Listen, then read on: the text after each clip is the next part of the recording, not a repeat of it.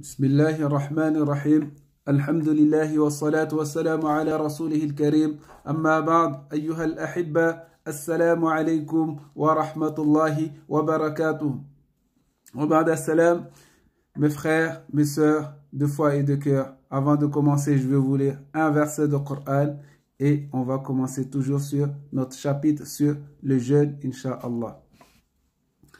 أعوذ بالله من الشيطان الرجيم يا أيها الذين آمنوا ادخلوا في السلم كافة ولا تتبعوا خطوات الشيطان ادخلوا في السلم كافة ولا تتبعوا خطوات الشيطان ادخلوا في السلم كافة ولا تتبعوا خطوات الشيطان إنه لكم عدو مبين. Mes frères, mes sœurs de foi et de cœur, le verset est adressé aux musulmans, aux croyants. Qu'est-ce que Dieu dit?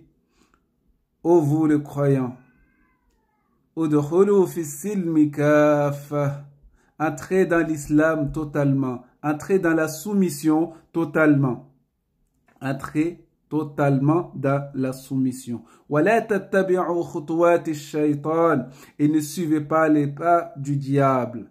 Innahu lakum aduwwun mubin, car le diable est pour vous un ennemi évident, un ennemi déclaré.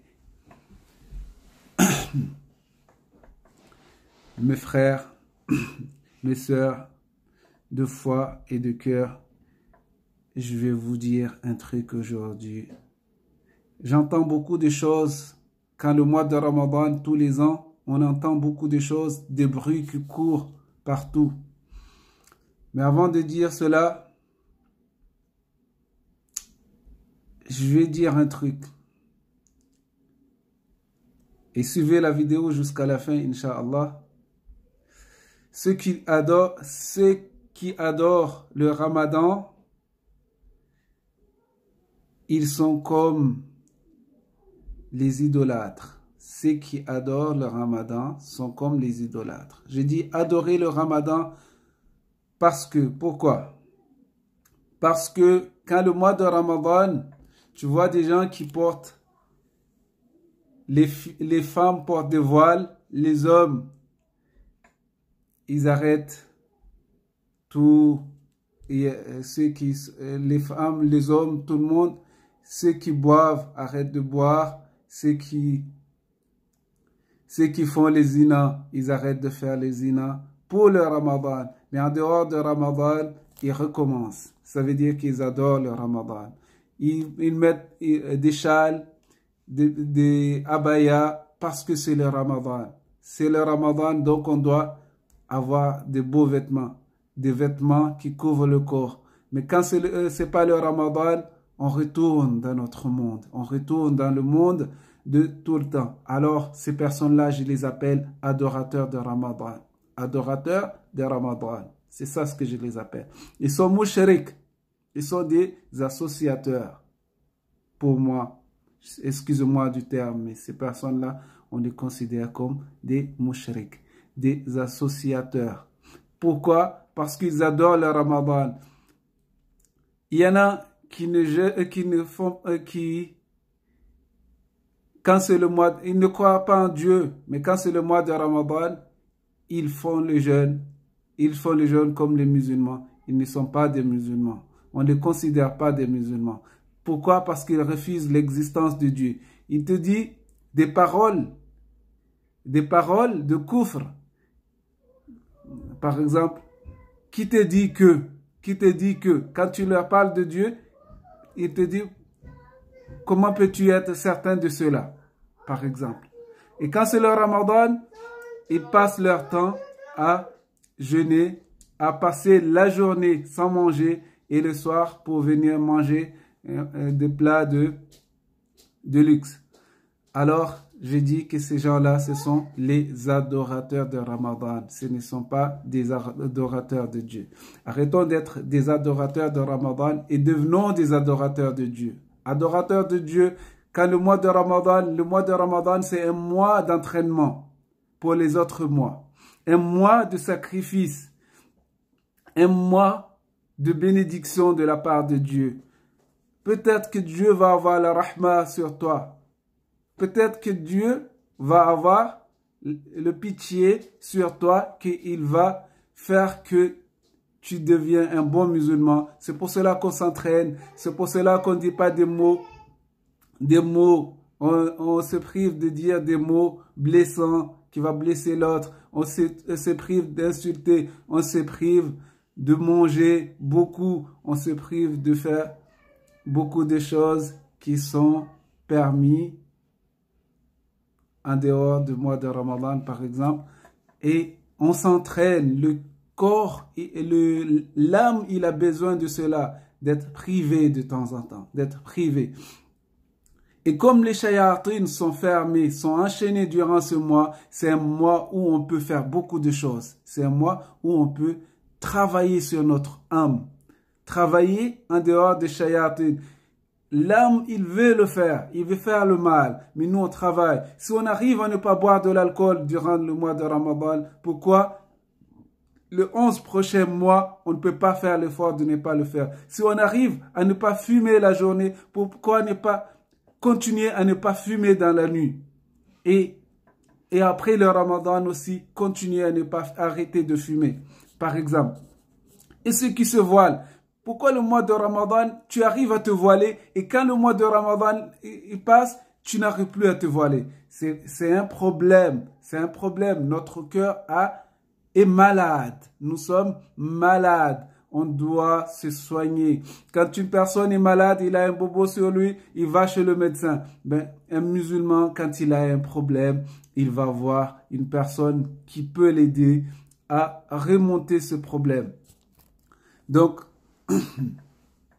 il va voir un médecin musulman, un médecin dans la religion qui va l'aider à remonter ses problèmes et retrouver sa santé spirituelle. Ça, c'est important, la santé spirituelle. Rechercher la santé spirituelle, ça c'est important. Donc, j'ai dit que les personnes qui font ces choses-là que pour le Ramadan, ces choses-là, ils le font, ils auront des récompenses. Je ne dis pas qu'ils n'auront pas des récompenses s'ils le font pour Allah, mais Dieu qui t'a demandé de faire cela durant le mois de Ramadan, c'est le même Dieu qui t'a demandé de le faire tout le temps, non? Est-ce que ce n'est pas le même Dieu? Allah, il y a combien? Il y a Allah du Ramadan et il y a Allah pendant le Ramadan et Dieu après le Ramadan. C'est différent, non? Donc, Dieu, il nous voit. Allah, il nous préserve, c'est ça? Non. C'est le même Dieu, Allah, qui est le même Dieu en dehors de Ramadan. Si moi, aujourd'hui, j'arrive à me préserver de faire du mal durant le mois de Ramadan, en dehors du mois de Ramadan, je dois aussi me concentrer. Mais le mois doit être un booster pour moi après le mois de Ramadan qui va me booster à me rapprocher de mon Seigneur. Les gens ils disent que celui qui fait le péché durant le mois de Ramadan, celui qui ne jeûne pas. Là, je passe à notre sujet. Celui qui ne jeûne pas, qui ne fait pas la prière durant le mois de Ramadan, son jeûne n'est pas valable. Je dis que si son jeûne est valable. Celui qui le dit, qui le mène de preuve. Parce que la prière est dissociée du jeûne. C'est dissocié. C'est chaque action est faite par rapport à chaque action, tu le fais, il est dissocié. Il y a des actions qui sont indissociables, mais la prière et le jeûne sont dissociés. Chacun a sa récompense. Si tu jeûnes, tu auras telle récompense. Si tu fais la prière, tu auras cette récompense-là. Donc, le fait de dire que de jeûner sans faire la prière, sans faire la prière, son jeûne n'est pas valable. Ça, c'est une erreur humaine que beaucoup de gens le disent que cela ne fait pas partie de l'islam. Mais ce qui est dedans, je vais vous dire ce qui est dedans, c'est lui qui croit que de faire la prière n'est pas obligatoire. Cette personne-là, il entre dans le kufr. Et donc, son jeûne n'est pas aussi valable parce qu'il a enlevé une partie de l'islam. C'est ça qu'on doit dire. On doit dire que la personne qui a enlevé une partie de l'islam, qui ne croit pas que la prière est obligatoire, cette personne-là, il a enlevé une partie de l'islam, donc il est sorti de l'islam. Il est sorti parce qu'il y a un fondement de l'islam qui, lui, il ne l'a pas. Arkanul Islam ou Khamsa, les piliers de l'islam, c'est au nombre de 5. Ce n'est pas tout ça, ce n'est pas que ça l'islam. Parce que Arkanul Iman Sitta, le pilier de la foi est au nombre de 6. Donc, et la foi fait partie de l'islam. La foi, ça fait partie de l'islam. Il y a aussi que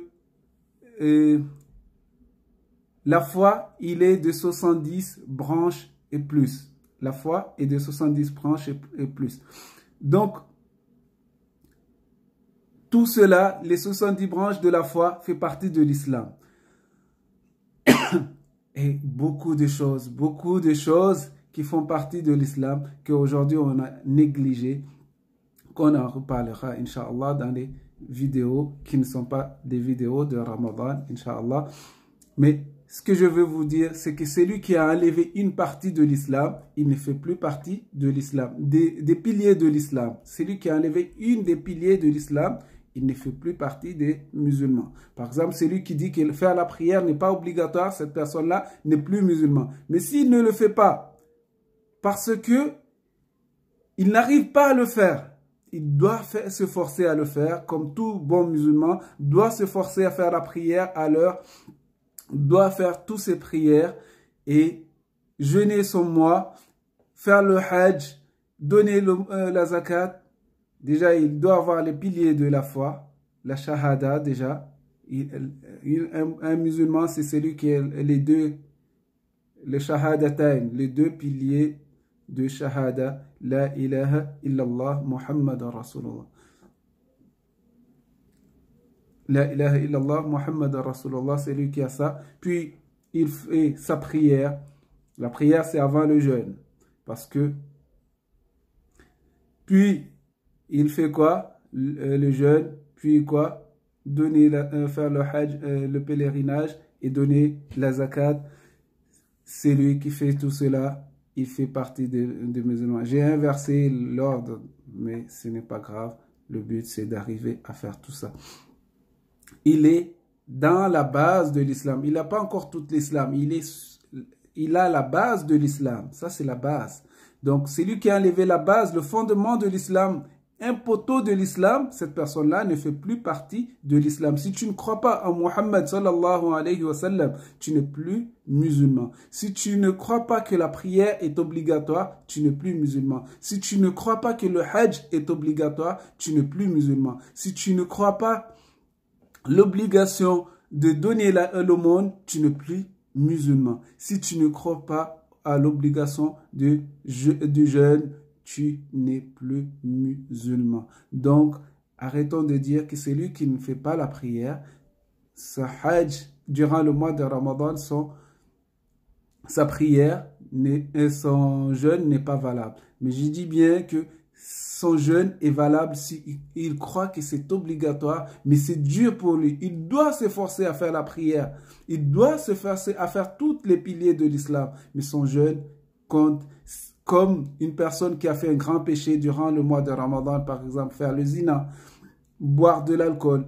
Le soir, bien sûr, après avoir jeûné, il boit de l'alcool. Son jeûne va compter. Son jeûne compte. Il a jeûné la journée, le soir, il a fait ses péchés. Ça compte, mais il y a un manque. Il y a un manque dans sa foi. Il y a un manque. C'est ça, il doit travailler sa foi. Travailler à tel point qu'il arrive à un stade que le Coran veut que le taqwa, la piété, Allah subhanahu wa ta'ala veut qu'on ait la piété après le mois de Ramadan. La'allakum tattaqoun, afin que vous ayez la piété. Ça, c'est l'objectif du mois de Ramadan. Tu n'arrives pas, les shayatines sont enchaînés. Aujourd'hui que les shayatines sont enchaînés, je dois m'efforcer à faire le Ramadan comme il se doit. Je dois m'efforcer à faire le Ramadan comme il se doit. Jeûner le mois comme il se doit. C'est ça ce que je dois faire. C'est ça ce que je dois faire. Jeûner comme il se doit, c'est-à-dire avec foi. Jeûner avec foi. Croire en Allah subhanahu wa ta'ala et avoir qu'après le jeûne, Dieu va me donner une récompense par rapport au jeûne que je fais et que je dois m'efforcer à faire les 5 piliers de l'islam comme il se doit, sans manquement. Sans manquement. Respecter le jeûne, respecter les gens, respecter les parents. Tout ça, ça fait partie de la foi. Avoir la pudeur. La pudeur, c'est durant le mois de Ramadan et en dehors du mois de Ramadan. Tu te couvres durant le mois de Ramadan et en dehors du mois de Ramadan, tu devrais te couvrir encore plus. C'est comme ça qu'on va réussir. Donc, on ne va pas aller loin. Jazakumullah khair pour votre attention. Si vous n'êtes pas encore abonné, mes frères, mes sœurs, abonnez-vous. Et Inch'Allah, on va faire quelque chose ensemble, Inch'Allah. Et si vous avez des questions par rapport au mois de Ramadan, posez-le en commentaire. Et on essaiera d'y répondre, Inch'Allah, en vidéo, Inch'Allah. Abonnez-vous et faites partager avec vos amis, vos proches et vos contacts, Inch'Allah, si vous avez aimé cette vidéo. Wa jazakumullah khair. Wassalamu alaikum wa rahmatullahi wa barakatuh.